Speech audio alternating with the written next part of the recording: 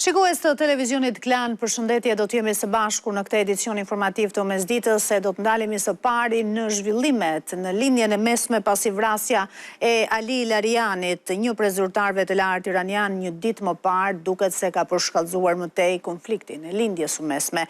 Në shenja akmarrje, Irani lëshoi drejt Izraelit raketa me bomba dërmuese. Irani ndërmori një sër sulme shakmarrëse pas vrasjes së Ali Larianit, një nga udhëheqësit më të lartë të Shtetit Islamik nga ushtria izraelite, duke shënjestruar Tel Avivin me raketa që mbanin bomba thërmuese. Një deklaratë nga Korpusi i Gardës Revolucionare Islamike të Iranit tha se armët e përdorura përfshinin raketa Khorramshahr 4 dhe Qadr.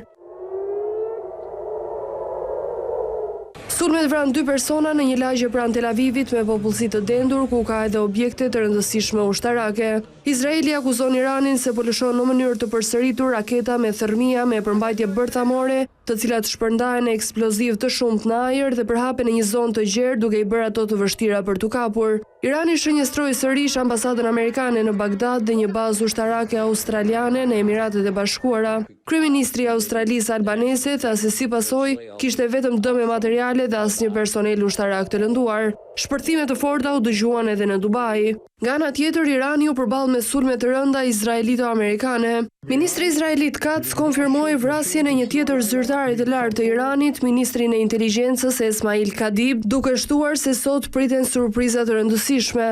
Një predh goditi një zonë pranë termocentralit bërthamor Bushehr vonë të martën, por pa shkaktuar dëme apo të lënduar. Ushtria amerikane tha se shënjestroi përgjatë vijës bregdetare të Iranit pranë ngushticës së Hormuzit për të ulur rrezikun ndaj transportit ndërkombëtar detar në këtë zonë. Komanda qendrore e Shteteve të Bashkuara tha se forcat amerikane përdorën me sukses municione të shumta shkatërruese bunkerësh. Njëkohësisht Izraeli ka vjuar sulmet ndaj Hezbollahut në Liban. Të paktën 12 persona u vranë këtë të mërkur, duke e çuar numrin në total të viktimave në mbi 900. Mbi 800.000 persona të tjerë janë detyruar të zhvendosen nga banesat e tyre.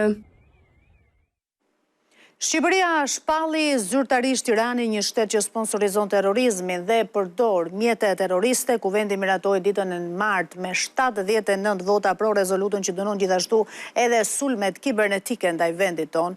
Opozita që nuk mori pjesë në votim nxori një deklaratë sajën ku shpallte terroriste Gardën Revolucionare Iraniane. Shqipëria ka shpallur Republikën Islamike të Iranit si shtet sponsor të terrorizmit dhe shtet që përdor mjete terroriste. 79 vota pro, 1 abstenim, 0 kundër, projekt rezoluta miratohet. Me 78 vota pro të socialistëve dhe 1 të deputetit Partisë Mundësia, pasi Partia Demokratike dhe aleatët e koalicionit të saj e bojkotuan seancën e posaçme plenare, parlamenti miratoi rezolutën që e shpalli Gardën Revolucionare Islamike si organizatë terroriste dhe po ashtu Hezbollahun si organizatë terroriste proksi të Republikës Islamike të Iranit. Qëndrimi i Shqipërisë është pjesë e një përpjekje të gjerë, të koordinuar të komunitetit ndërkombëtar për të parandaluar përdorimin e terrorizmit si instrument i politikës shtetërore. Në rezolutë dënohen po ashtu dhe sulmet kibernetike të kryera nga Irani ndaj institucioneve shqiptare, ku më i fundit është ai javës shkuar ndaj parlamentit. Këto nuk janë incidente të zakonshme teknologjike, këto janë akte të mirëfillta armiqësore. 2 deputetët e vetëm të opozitës të pranishëm në sallë e cilësuan se akt servilosjeje ndaj Shteteve të Bashkuara miratimin e kësaj rezolute, edhe pse me vota ata folën ndryshe. Erald Kapri i Mundësisë votoi pro, ndërsa Redi Muçi i Lëvizjes Bashk abstenoi. Tauland Balla shprehu keqardhjen për mungesën e demokratëve në këtë seancë. Keqardhje nuk dolën sot me interesin e vogël të javës të njoftuar për një tjetër protest dhe ta mbështesin këtë qëndrim. Atë që nuk bën në seancë plenare, demokratët e bën nga selia e tyre, duke shpallur përmes një deklarate Gardën Revolucionare të regjimit diktatorial të Teheranit si organizatë terroriste.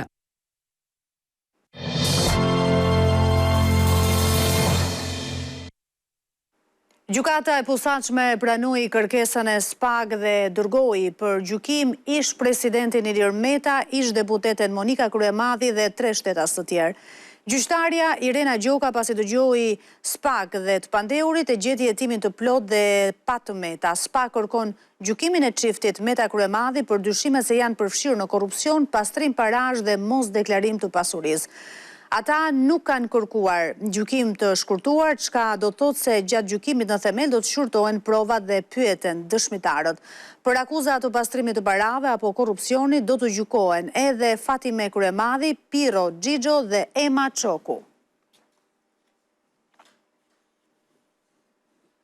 Pavarësisht se kemi hyrë në stinën e Pranverës, në zonën e Dardhës dhe të Boboshticës, në Korçë janë regjistruar reshje dëbore me intensitet të ulët gjatë orëve të para të mëngjesit të ditës së sotme.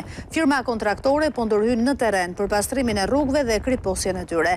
Reshje dëbore nuk ka pasur në zona të tjera. Dita e sotme, sipas sinoptikanëve, do të shoqërohet me ulje të ndjeshme të temperaturave dhe me reshje lokale të shqyrave kryesisht në jug të vendit dhe në zona malore të vendit deri në orët e pasdites.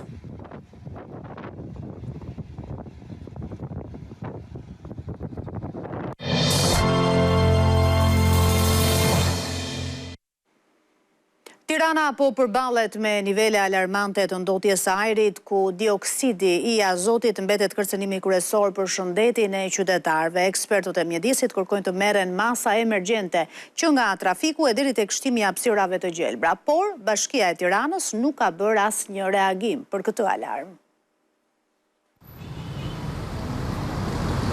Trafiku i rënduar si ky që shihni këtu te dera e Bashkisë së Tiranës, por dhe mungesa e gjelbërimit janë dy nga faktorët kyç që qytetarët e kryeqytetit sitin ajër të ndotur, sikurse ka treguar dhe raporti më i fundit me matjet e realizuara. Ne jemi interesuar pranë Bashkisë së Tiranës në lidhje me këtë situatë, por ende nuk kemi marrë një përgjigje. Ndotja e ajrit në Tiranë mbetet një nga sfidat më të mëdha mjedisore dhe shëndetësore për qytetin. Sipas raportit të monitorimit të ajrit të kryer nga Koplan, rezulton se në 300 pikat e monitorimit të ajrit në kryeqytet, më shqetësues është dioksidi i karbonit dhe dioksidi i azotit. Ekspertët e mjedisit shpjegojnë për Klan News se këto shifra janë alarmante. PM2.5 dhe PM10, pra grimcat e pluhurit në ajër, në të shumtën e rasteve janë në normë dhe në normë, pra. Por specifike është që për sa i përket CO2-shit dhe NO2-shit, pastaj janë disa herë mbi normë. CO2-shi në 90% të rasteve të pikave është mbi normë. Pra, tregon lidhje direkte përsëri me qarkullimin. Për ekspertët është e nevojshme marrja e masave emergjente, duke nisur nga përmirësimi i transportit publik. Përmirësimi i transportit publik në mënyrë që njerëzit mos përdorin makinat e veta ose makinat individuale, por përdorin më shumë transportin publik, të ulet në një farë mënyrë numri i makinave dhe të zbehet pak ose të ulet pak trafiku. Duhet politikat goxha radikale për këtë çështje të perspektivës së këtij qyteti i Tiranës, i cili nuk mundet, është një qytet i ndërtuar për maksimumi 200.000 banor dhe janë 1 milion. Shtimi i gjelbërimit në lagje ku ka më shumë ndotje të ajrit është një tjetër zgjidhje që ekspertët sugjerojnë. Nuk është periferia ajo që e zbut efektin. Mund të mbjellësh Maldajtit, pemë, po nuk është zgjidhje. Shtimi i gjelbërimit urban në zonat të caktuara që janë hotspot për sa i përket ndotjes së ajrit, që edhe këtu mund të jetë promotore bashkia. Edhe në raportin e monitorimit mes masave të tjera për reduktimin e ndotjes rekomandohet shtimi sipërfaqeve të gjelbra me bimësi autoktone që arrin të absorbojnë më tepër ndotos. Por teksa sezoni mbjelljeve po përfundon, Bashkia e Tiranës nuk është në gjendje të thotë nëse ka mbjellur pemë të reja dhe sa sipërfaqe të gjelbërta i ka shtuar qytetit. Ndotja e ajrit është shkak sipas mjekëve për rritjen e niveleve të vdekshmërisë përgjatë viteve të fundit. Niveli i ndotjes disa herë mbi normat e lejuara ndikon në shtimin e tumoreve, alergjive dhe nivelin e stresit tek qytetarët. Ekspertët e shëndetit ngrenë alarmin se ndotja në mjedis, se veçanërisht në Tiranë, ka shtuar ndjeshëm problemet shëndetësore, që nga alergjit, stresi, por edhe tumoret. Janë rritur ndjeshëm smundjet pulmonare, janë rritur ndjeshëm alergjit e qytetarëve, kryesisht të vegjelve, por të çdo moshe pa diskutim. Kemi një rritje të tumoreve të ndjeshme në qytetin e Tiranës. Sigurisht, jo e parëndësishme është dhe rritja e stresit e shkaktuar nga një kaos total, edhe si pasojë e ndotjes ambientale apo ndotjes akustike. Ajo prek kryesisht të vegjlit, të moshuarit, por ndikon në cilësinë e jetës së secilit prej nesh. Referuar raporteve ndërkombëtare nga Agjencia Europiane e Mjedisit, edhe vdekshmëria në vendin tonë ka pësuar rritje për shkak të ndotjes.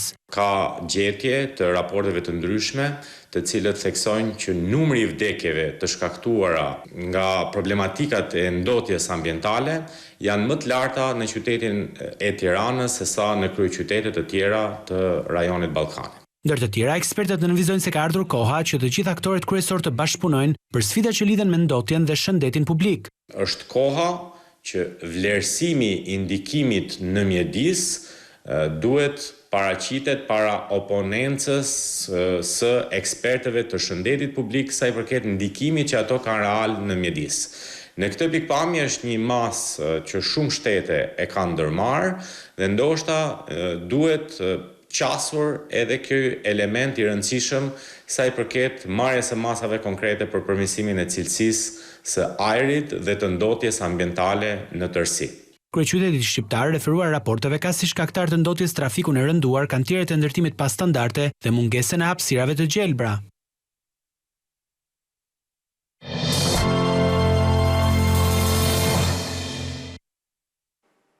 Tregtia e Shqipërisë me jashtë ka shënuar një rritje të lehtë të eksporteve për gjatë muajit shkurt, por deficiti tregtar mbetet ende i lartë. Nga të dhënat e Instat, bie në sy rritja me afro 54% e importeve nga Kina.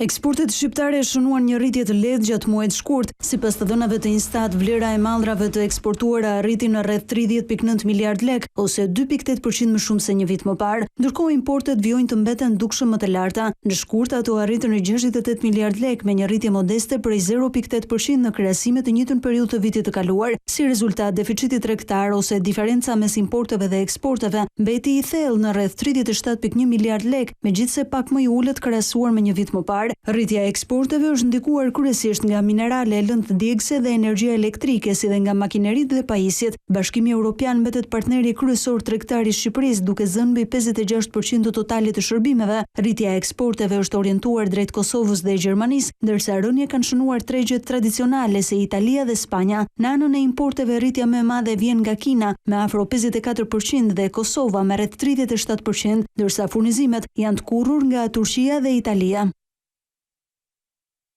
E këtu kemi mbritur në fund të kësaj hapësire informative, bashkë do të ritakojmë në edicionin informativ të radhës atë të orës 15:30.